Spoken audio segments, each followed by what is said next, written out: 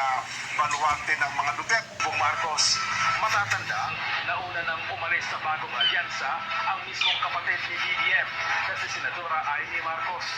Napabalita din, nakakalas na rin si Senadora Pia Cayetano na kilalang taga-suporta ng mga Duterte. Lalo na ang kapatid nitong si Senador Alan Peter Cayetano. Ang susunod naman nakakalas ay si Camille Villar na kilalang Duterte ang pamilya at kung maging independent ito, Wait lang, kakain mo lang ng dog food. dahil may makinarya ang pamilya Villar at kayang ipanalo ang kanyang kandidatura kahit hindi umasa. Opo, baby sweet. Wait lang. Apa, baby sweet. Komento pa nga ng ilang dismayadong netizens, huwag po kayong maniwala sa survey. Mind conditioning yan. Bayan sila ng mga politiko. Mind conditioning. Lahat ng mga nakausap ko, straight PDP ang ibuboto sa May 12 ang tunay na survey. Kaya takot ang alyansa at nagpapanik na.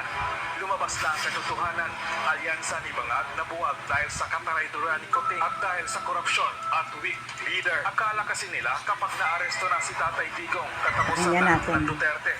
Malaking pagkakamali nila.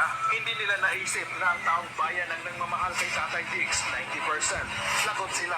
Straight PDP laban po tayo.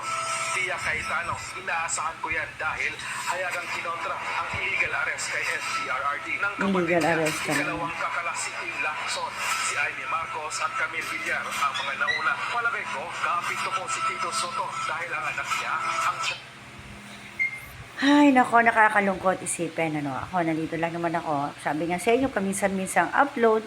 Pero I am more on politics now. Kasi wala naman ako mapapala sa community na to, naaway, Minsan-minsan, yan, magko-comment tayo sa mga fake news, ang daming fake news sa lumalabas. Well, isa lang masasabi ko, sikat ako sa inyo. Kaya puro nila kayo fake news, lalo na sa'yo, Badson. Kung ano-ano, dinadamay mo pang anak ko. Diyos ko, di ko talagang meron yan. Di sana nandito na. Sikat na sikat pa naman ako dito sa San Jose. Ayan, may bukol ako, Sakit.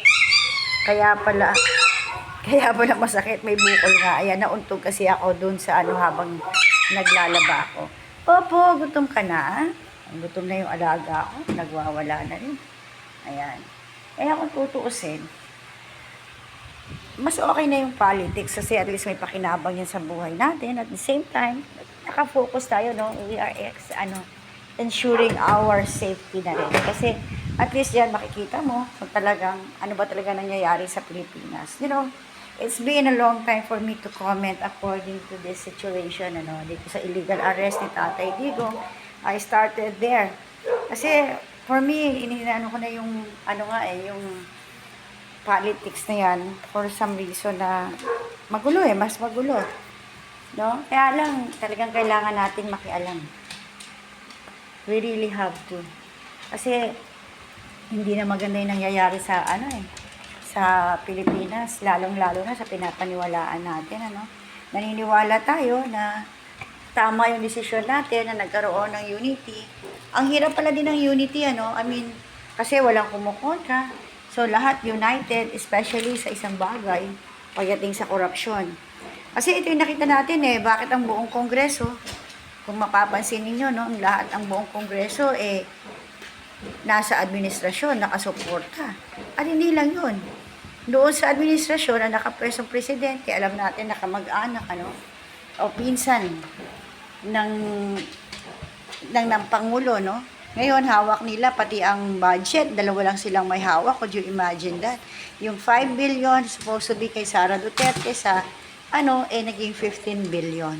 So, nagpatong sila ng 5 billion and 5 billion. Sabi nga, kahit na magkaroon ng kasi, naman yan, documented naman, So, yun yung naging problema natin ngayon. So, dahil sa unity, they've been united for corruption. Bakit? Unang-una, certificate nila ngayon. Wala nang COA, wala nang pakinabang ang COA. Dati, in everything, dapat may commission on audit, Ino-audit lahat sila. Except lang talaga yung military fund o natawag natin confidential fund. Na dati, iilan lang ang may hawak niya at especially ang Pangulo lang. Ngayon, ang masaklap, lahat ngayon ginawang confidential fund. Bawat departamento may confidential fund. Hindi na siya tinawag. At saka certificate na lang ang ini-issue, sabi ni Attorney Harry Roque yan, di ba? Si Harry Roque mismo nagsabi niyan. So, that's the fact that they are allowing now to do the corruption openly. Kumbaga, wala nang mag-audit eh. There's no such thing para mag-audit. So, para ano pa? 'Di ba? Para ano pa na may COA tayo, Commission on Audit. 'Di ba? Kung halos lahat ng departamento, pati ang Congress, may mga confidential fund. Isipin mo yan, Kongreso confidential fund na. Senate, ganun din confidential fund. So, ganun talaga to. Mas madali bang tao kontrolin pagdating sa pera kaysa sa prinsipyo. Kasi pagka prinsipyo, ilan na lang ang natitira. Yung ibang prinsipyo, nabibili eh. Pero pagka pera ang laban ng halos lahat. Mas madaling kontrolin. Di ba nakakagulat? I mean, hindi, kahit anong gawin kong pag-iisip, iilan lang talaga yung tao nang ipaglaban para sa prinsipyo. Tulad ng mga tiwaling mga yung mga Makabayan Black, yung mga NPA ng mga party list, yung mga nakapwesto dyan. Ano ba din talagang gamit ang party list? Nakakatulong ba ang party list? Party list ba nagbibigay ba ng budget o ng funds sa mga pinaglalaban nila? Di ba wala rin tayong nababalitaan. So anong point? Why do we have to to put someone in Congress? Wala naman napapakinabangan ng tao na sa party list na yan. Ang dami-daming korupsyon, talagang grabe. Actually, tuwan-tuwa ako noon kay PRRD, nakamonitor ako noon, di ba? Nasa DCW pa ako noon.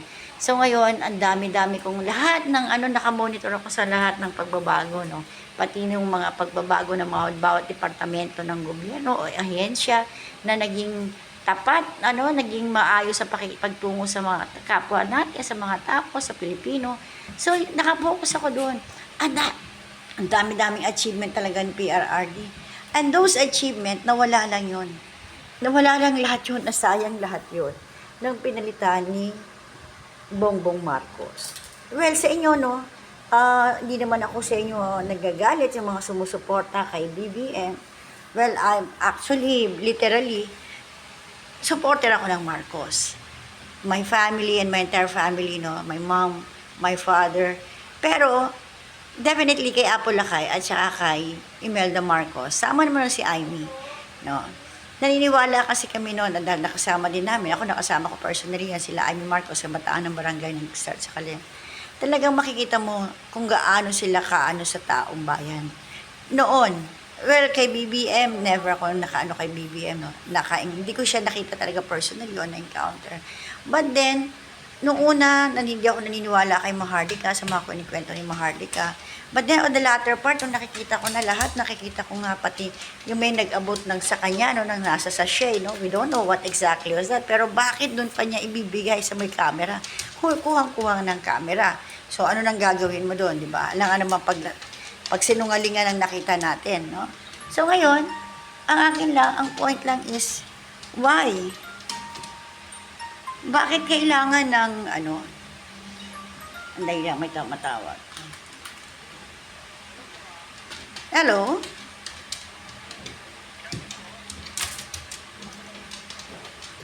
Yan, ay sa Shopee to. Yung bayad na yan, Paki-ano mo na lang dyan sa may kotse. May sa harap ng bahay ko may sasakyan. Pakiipit mo na lang dyan sa may wiper. Hindi naman. Dito lang naman ako. Otherwise, dyan sa may kulungan dyan sa sa gilid, sa may taas ng gate, dyan sa may sasakyan. May kulungan dyan. Pakiiwan mo na lang dyan sa may semento, dyan sa may bintana. Okay? Sige, sisilipin kita. Nandito lang naman ako sa taas.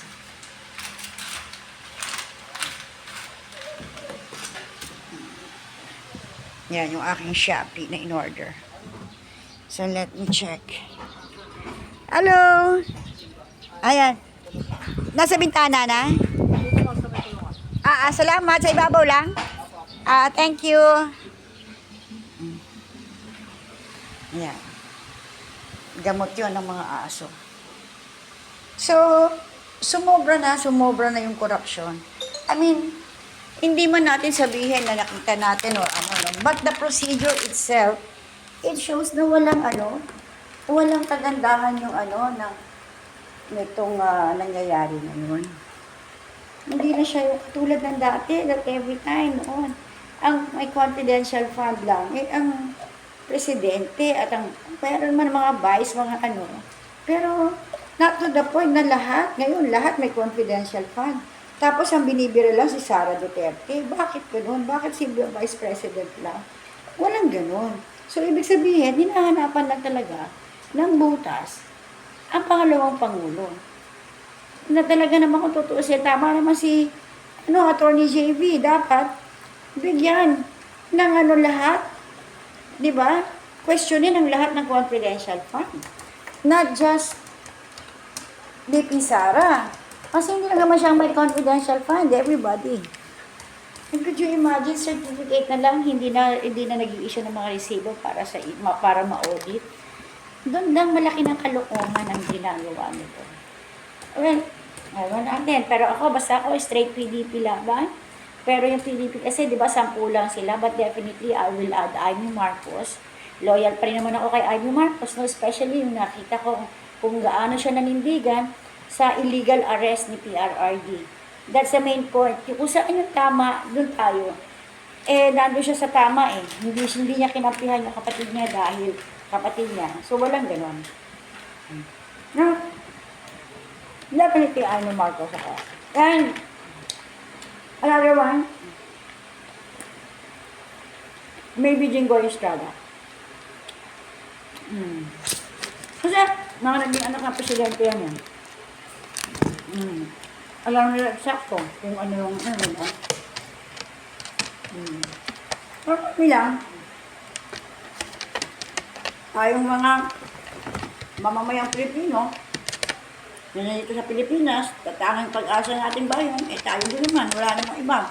Yung mga nakapesto, yung mga pwesto natin, lahat naman, puro pera-pera lang. Sino yun yung sa na simple tao pero may milyon-milyon na relo? Ayun.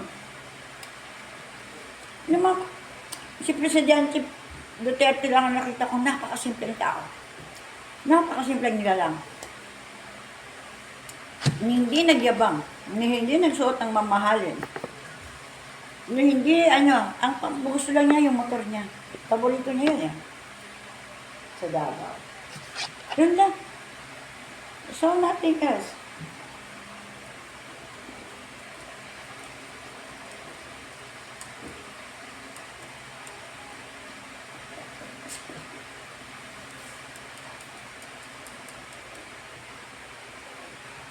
Ay, nako.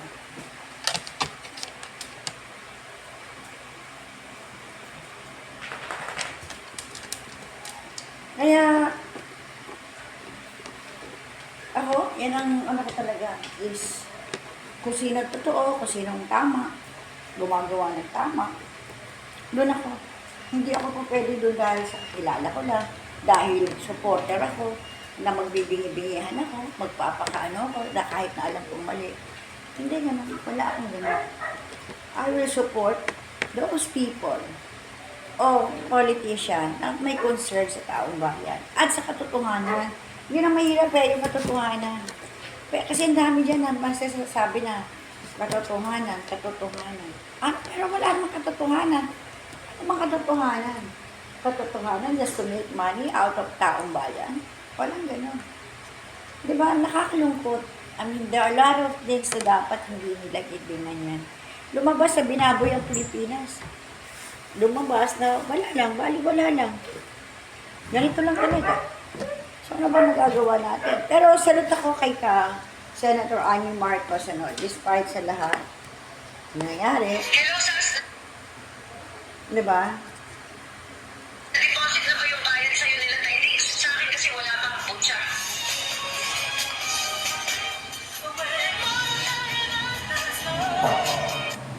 Hello, Sas. Na-deposit na ba yung bayad sa'yo nila, Tyrese? Sa akin kasi wala pang putya.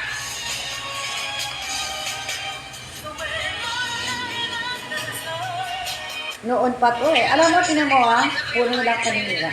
Sa akin kasi wala pang putya.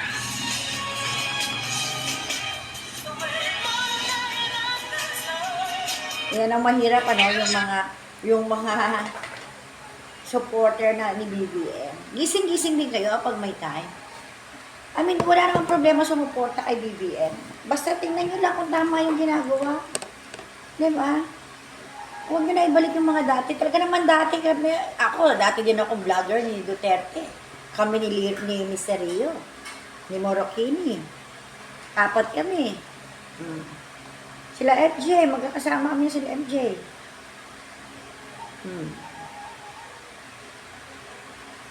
Ay, nako, panahon ng Duterte, namimiss ko talaga. Kaya lang, umalis nga ako for that reason din naman na.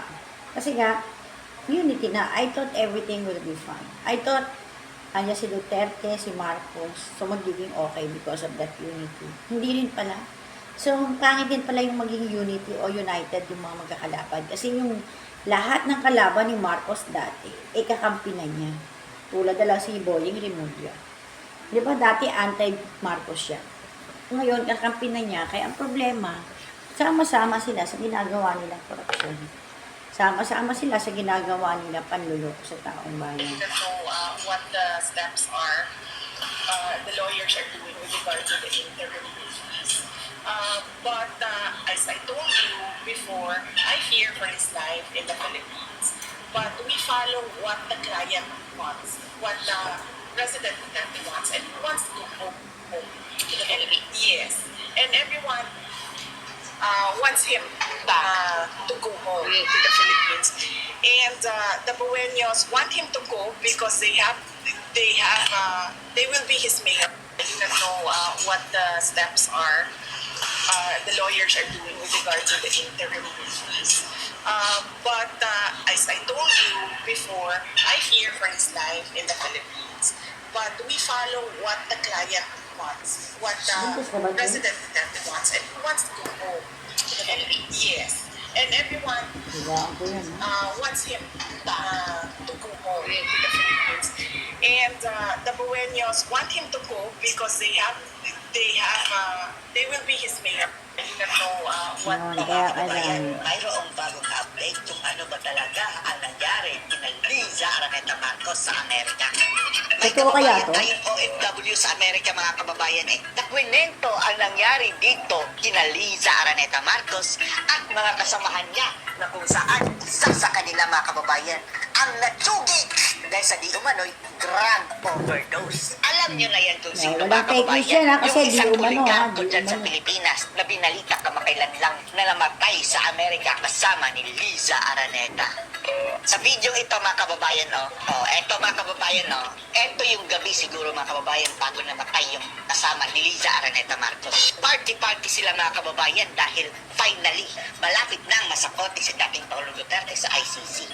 Malamang, mga natin mo kababayan, bang lagi nagpunta rin? din yan sa Amerika dahil doon ka muna habang inaaresto si PRRD at magkakagulo, magpupudita. Diyan ka muna sa Amerika. At bakit hanggang ngayon, mga kababayan, hindi nakauwi? At ano ang totoong nangyari? Kung bakit namatay ang kasamahan niya, mga kababayan? Oo nga, hanggang ngayon, wala pa si, oligarch. Hindi Siyempre, pa umuwi ng Araneta, Pilipinas, si First sa Lady. Yawan Dramax. Walang ibang mukhang palaka. Move dyan, mga kababayan. Yan ang si Madam. Lakas Kahit sumayo hindi pala klaro. ni First Lady, Yan. kasama yung mga taga-ICC. Eto, mga kababayan. Ang testimonya na taga Beverly Hills, California. Matapang talaga, mga kababayan. Harap-harapan, hindi nagtakip ng mukha, mga kababayan. Kinento niya yung mga nangyari daw, mga kababayan, doon kay Admiral at mga kasamahan niya. So, puyo mo sa Los Angeles, Kibo. Kaso lang, mga kababayan, naka-Cebuano ito, mga kababayan, pero ika-translate natin. Ang sabi niya, so, kung nakatira kayo dito sa Los Angeles, Beverly Hills, Opo, asa ni Dapita, no? alam ko na kung saan ito. Ewan na natin Malapit. ayan, mga kababayan. Presinto ba yan? Alam nila kung saan Ewan ito na natin, malapit. pero parang Dapit. presinto, mga kababayan, police station. So, this is Beverly Hills. I'm in Beverly Hills right now. Kibaw mo nga nung nagkagidlay, nagkagubot-gubot na karoon ng mga Marcoses. Alam niyo ba kung bakit natataranta ngayon ang mga Marcoses? Ha? Nagkagubot-gubot, nagkakagulo. Kulit no? Kung bakit nagkakagulo. Ano ba yan? May istorbo na naman. Hello?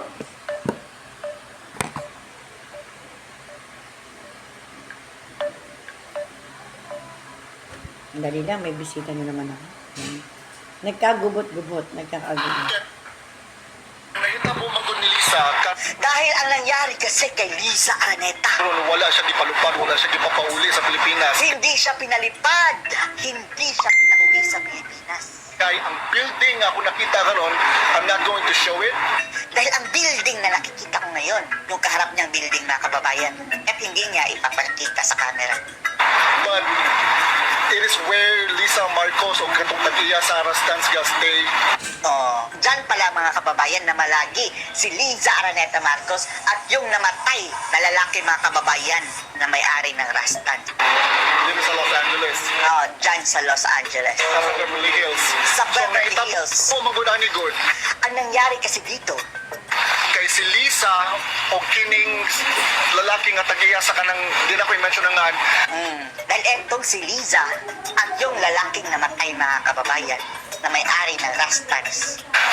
tag-iya sa Rastans na overdose manggudi ni siya tigamit og drugs. Na-overdose ng droga dahil hindi ito gumagamit talaga mga kababayan ng droga. Gas nya karon na overdose sa drugas.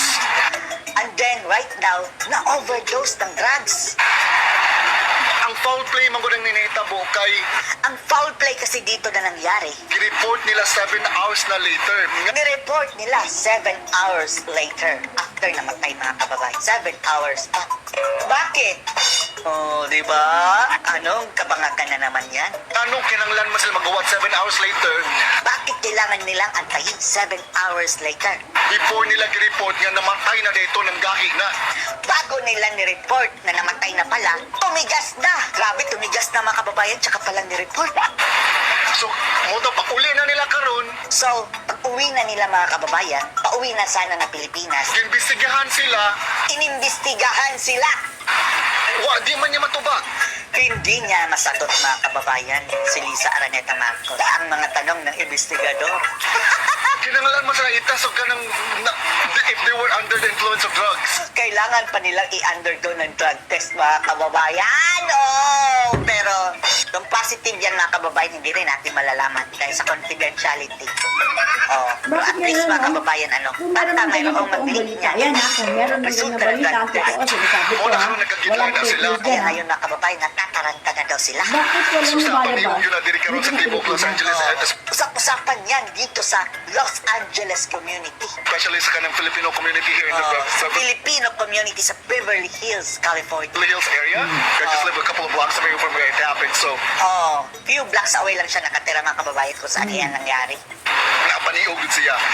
Usap-usapan talaga dyan. So mula karon gaba na ninyo mga Marcoses, mga putang ina kamo. Ha? So ngayon, karma na yan sa inyo, mga Marcoses, mga chutang Genemes kayo. Ha? Dili mo makauli. Hindi yan makakauwi. Si Marcos Lisa. Tungod kay mo puros mo mga adik. Dahil lahat kayo mga adik. Siya ang nagsabi niya mga kababayan na hindi ako. Tinranslate lang po natin. Shampoo pa more. Shabu pa more. Shabu kaya mga kababayan. Ewan lang natin kung ano ginamit, di ba? Akala natin cocaine din. Ewan lang natin. Pero baka expression lang niya mga kababayan na shabu pa more. Drogas pa more. Drogas pa more. Muna, mga injectables pa Oh, yan. Mga injectables pa more. Pati mga injectables. Ano yung injectables? Parang heroin yan mga kababayan ah. more. Gaba na ninyo mga pangina mo. Kalma yan ninyo, mga jutang Genemes kayo. Oh, yan ang sabi niya ha, hindi sa akin. Nga karon, And then ngayon, sa sleeper yun kay Kaya Kung gusto hindi ko siya gusto ko kauli. mag-comment talaga. oh, masaya ako Kaya dahil gusto hindi ko siya mag-comment. makakauwi. Gusto ko Si talaga. Admiral, Kaya, mga kababayan, wala eh, sabi parang, niya, Detain. detain. wala na, kaya hanggang ano lang, marami Siya na kasi nagsabi ha, nagko-comment eh. although mga kababayan, Ano na, tininay na yan ng reaction, Malacanang reaction. o ng PCO. Pero sana may pictures no. Dyan, galing mismo dyan. Pero iba yung Amerika mga kababayan eh, kapag nag-positive ka sa droga, hindi ka Kailan makuha. kaya lalabas ang tunay na Unless, ano, meron silang balita? nakuha sa iyo mga kababayan na droga talaga. We are on waiting hand. for Pero that. ang problema dyan mga Let's hope to kababayan, come out. under investigation sila. Dahil iniimbestigahan kung mayroong foul play ba doon sa namatay nilang kasamahan mga kababayan. Which is confirmed yan ha. Nakasama yan ni Liza Araneta. Oo. Doon mga kababayan sa Amerika. Sa entourage ni Madam Liza. O bakit hindi pa naka-uwi si Madam? At ang hindi-deny mga kababayan, namatay yung may-ari ng Rastan. Detain guys. Detain si Lisa Marcos. Confirmed Siya ang nagkumpirma ha, detain si Liza Marcos. Pwede ma-picturean, Manong? Manong pa ba ito? Kuya? Kuya? Magkakaedad na yung mga anak ko pa yan, oh. Ha! Drug users, mga gago! Oh, drug users, mga ugan! Yan ang sabi niya. Oo.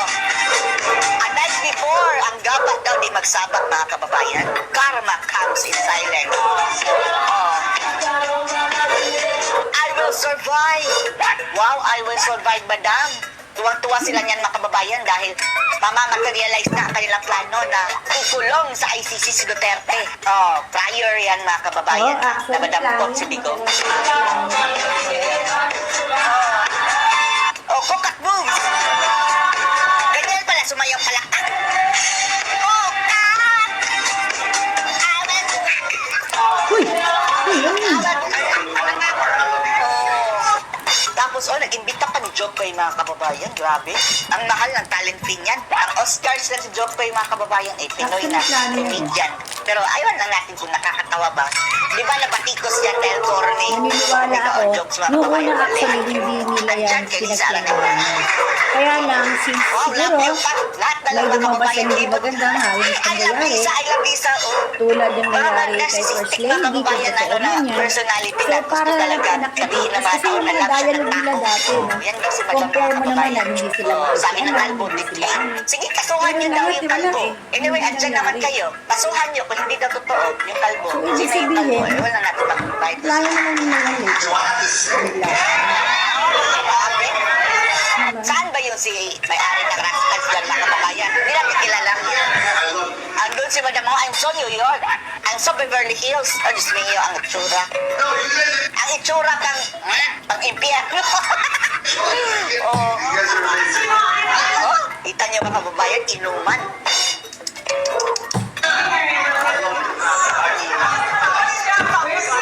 Ganyan pala mag-party ang mga mayayaman, mga kababayan. Eh, kami nakatikim yan. Wala rin kami plano dyan sa mga Sa parting isang may mga tao? pulburon, Na dati pang Pangulo. Trinaydor talaga nila ang Pilipinas. Trinaydor nila ang Pangulo. Ang dating Pangulo. For what they did. Hindi talaga makatao at hindi makabayan. Normally, pero mo, yung OFW, kinukuha natin. Si PRRD, ilan ang mga ganun yan, na-save ng mga Pilipino. Para lang yung mga nakapatay, pinatay yung amo, o napatayin, di ba? Pero anong ginawa ni PRRD, kinuha talaga sila. O, tapos ngayon si PRRD, pinamigay lang ng ganun-ganun. Nang hayop na diwatan to. Walang pakundangan tong diwatan to. Saksakan ng pangit to. Hindi alam ko naman ba't sa pinapatupad nila. Kung warrantless arrest o with warrant of arrest. Nila mismo, hindi nila alam kung ano sasabihin nila. Kaya barado ko talaga kay Senator Amy Marcos. Which is good. Pakita ni Amy na sa bayan siya nakapokus. And besides ito, sinabi niya na she was the first governor who supported PRRD during the candidacy last, 2006. 16 pala, 16. 16 ba yun?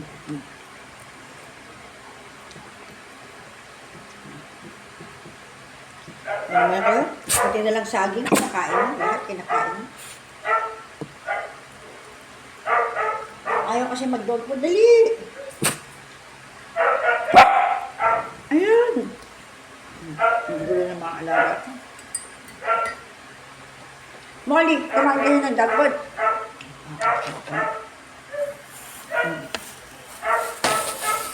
Kain kayo ng dog food. Kung yung pagkain ko.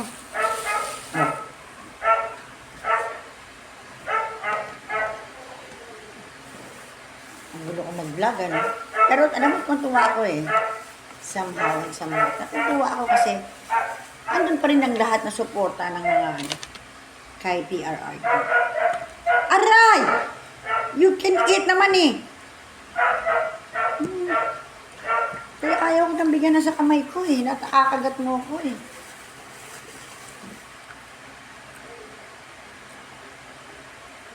Kaya ko rin binabato ko sa'yo eh. O, tingnan mo, hindi mo naman nakukuha.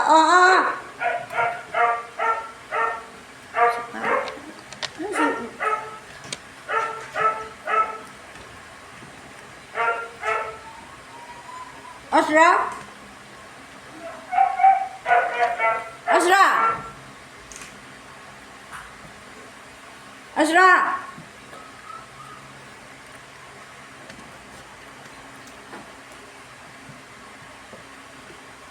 Asra? Asra?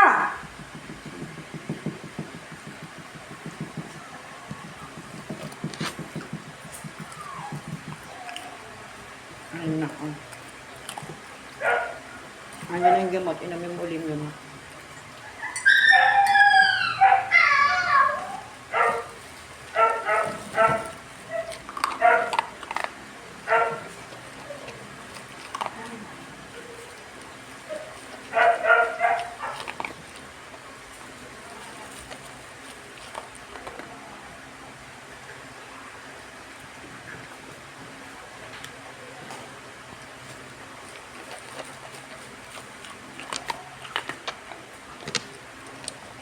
Ayan, ang gulo nila. Ay, nakakalungkot isipin. Ang daming pagbabago na dapat for betterment, hindi for ano. Kaso wala eh. It became worse. Alam nyo, dati yung addict, my God. May tracking ako, di ba? Nalugi ako ng more than 20 million. Alam mo, grabe. Dati, kahit na anong oras, lalo sa pier, safe ka. Lalo nung sabay pa silang dalawa ni Isko Moreno, tsaka si PRRD sa Manila. Grabe. Safe na safe ka talaga. Maraming takot at nag-anisa ng mga addict, mga supplier, mga ano, as in. Pero ngayon, Diyos ko, grabe. Puro droga ang hanap buhay ng tao. Nagbalikan, naging worse pa, dumami pa. Sa kulungan, labas-pasok, balik-balik lang lagi sila. May mga nakamit ako doon na 3 beses na bumabalik dahil sa droga, 2 beses, nandun na 1 taon mahigit, nandun may 2 taon mahigit, may 3 taon. Grabe! Tapos, sa bagay, yung mga pulis iskadawag, di ba, meron akong post dyan ng pulis, na ng warat, yung mga intet na tinatawag nila, no? Di ba, natanggal sa trabaho, 10 sila. Kinasuhan sila. Ganon din, huli da. Dahil ng mga iskalawag, may mga pakawalaan ng mga adik, drogista. So, ang ending, anong mangyayari? Di ba? So, ang ending,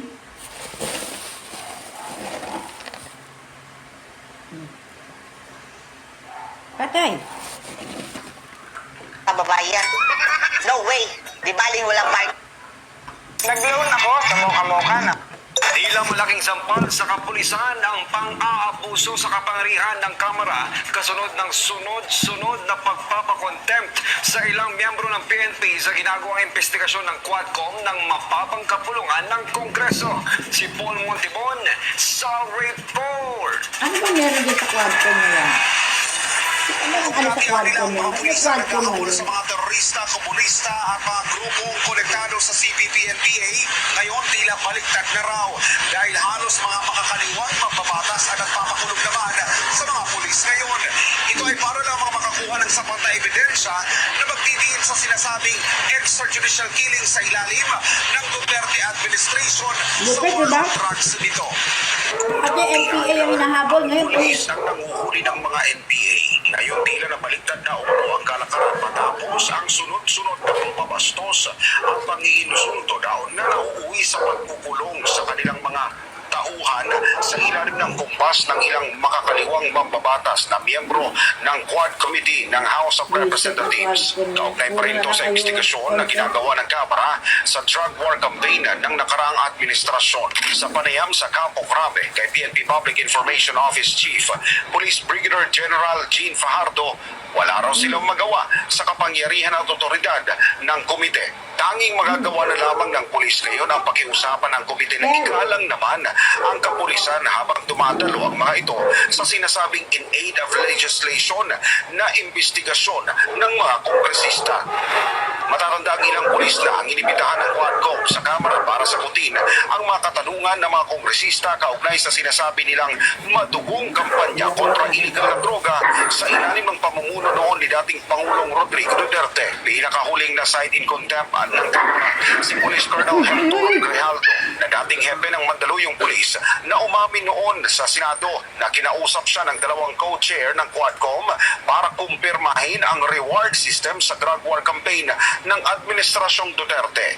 Habang ipinag-utos na rin ng Quadcom ang pagpaparesto naman kay dating PDEA Director Wilkins Villanueva dahil sa pagtanggi nitong sumagot sa mga katanungan ng komite sa anti-illegal drugs campaign noong nakaraang pamahalaan. Para kay dating PNP Chief at ngayon Senador Ronald Bato de la Rosa, hindi na makatarungan ang ginagawa ngayon ng Kamara para lang siraan at ibagsak ang mga Duterte. Ismayado rin ang senador sa tila na kontrol na ng tuluyan ang Kongreso ng mga abusadong kongresista na kahit tapos na ang pagdinig, kaya pa rin nilang magpakulong ng Isipin nyo yan, pinapakulong ng mga gagong kongresista na quadcom yan. Ngayon lang meron niya, wala namang quadcom dati. Anong karapatan nila para mag-contempt ng mga tao? Tsaka lahat ng pulis pinapaano. Dati NPA pinakukulong, pinahuhuli. Ngayon, pulis na? Ngayon. Para lang ibagsak si PRRD, para lang maghanap ng ebidensya. Tulungan ng ICC. At tarantaduhan ng gobyerno talaga. Visit. Minit na naman ang ulo ko.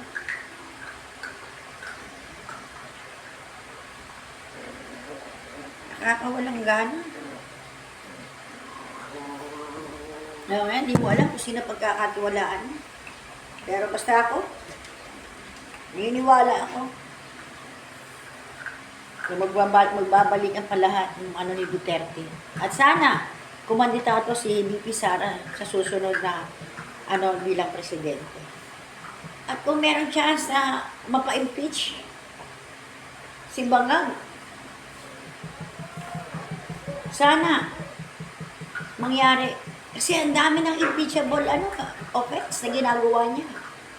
Like yung sinabi nga sa Amerika, di ba, wala na dapat yung sa base militar. Pero anong ginagawa niya? Napayagan niya dito. Yung mga katiwalian sa PhilHealth at sa iba pa. Diba? Hanggat nandiyan ang lahat na niyan, wala po kami sa na magdemanda hindi maglalakas ang loob ng bayan. Kasi lahat ngayon hawak, lalo sa Kongreso dahil kay Martin. Saan ba yan? Yung pinsan niya, yung Senate President, si Martin, yung buhaya na makikita mo sa Facebook, yung buhaya na may hawak ng pera, may pinalaki si Romualdez.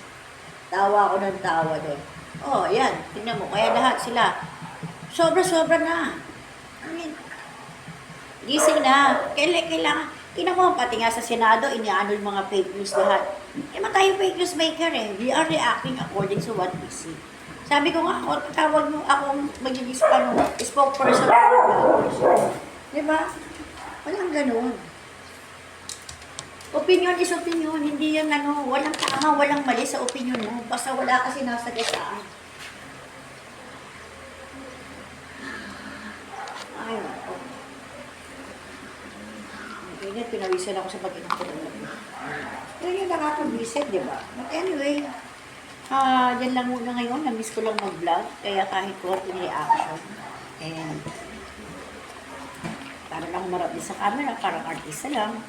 Ngayon, at sa mga bashers ko dyan, forever bashers na lang kayo. Good luck. Basta ako, I have my own. Actually, tanga-tanga naman eh. Akala ko may hearing ako ngayon eh. May hearing pala ako bukas. Kaya lang, postpone. So, June 10 na daw. Grabe, pag na-postpone ng hearing, ang tagal na bumalik. 2 buwan. Maligit. So, June 10 na yung aming hearing. So, let's see. Ganyan ang pagpapatagal. Samantalang nagpakulong sa akin na sa branch walang hiya, minadali. Wini-wave ng wini-wave. Ibang klase, kampaghirapan. But anyway, hoping for the best. And sabi nga, pag ikaw ay may karapatan at alam mo nasa tama ka, ipaglaban mo. Kahit ano pa yan, kahit ikaw makulong ka, kahit makamatay ka, basta importante, pinaglalaban mo yung sarili mo, ang karapatan mo at ang katotohanan. Ngayon, yung mga tao dyan na gumagawa ng mga kasinungalingan, para lang may masabi, para lang mag-visit ka, ingat na lang. Ikaw na lang ang magdadala sa sarili mo. Kung maniniwala ka at kung papatulan mo, ikaw din ang di ba? Pero kung hindi mo sila papatulan, di ba? Kung magmano mo sila, di ba, Kel? Ang aking baby Kel. Kahit ano na kinakain na din na. Kakain lang niya na saging. Yun lang. So, paminsan-minsan, iwas away. Pero pag kailangan, wala tayong magagawa, lumaban. So, yun lang. Sa aking mga kapartido sa laban sa community na to at sa aking mga kapartido sa laban sa politics. Ayan, laban tayo. Huwag tayo basta basta kung ano yung sa tingin yung tama, paglaban nyo. Lumabas kayo. Learn para lumabas yung boses nyo. Masanay kayo na alamin ang karapatan at ipaglaban ang karapatan. Huwag tayong manahimik kasi wala more tayong nananahimik. Tatapak-tapakan lang tayo. At doon sa mga feeling sikat at mga nagmamagay sa community na to, good luck sa inyong lahat. Ano? Yun na lang masasabi ko sa inyo. I don't have time para patulang kayo. Pero, depende. Pag nasa mood naman ako ng mag-away, makipag-away ako. Pero kung nasa mood ako ng, gano'n lang. So guys, maraming salamat. Still, let's support PDP Laban and of course, BP Sara Duterte. Ayan. Ayoko na kay BBM. But I still support Senator Amy Marcos. And I still love Apo Lakay and Imelda Marcos. That will never change. Ayan. Di ko naman tinakwil ang buong Marcos. Dahil ang hindi lang naman magandang palisiya is si BBM. Alright guys, so once again, God bless everyone and thank you for watching and listening. Thank you, God bless.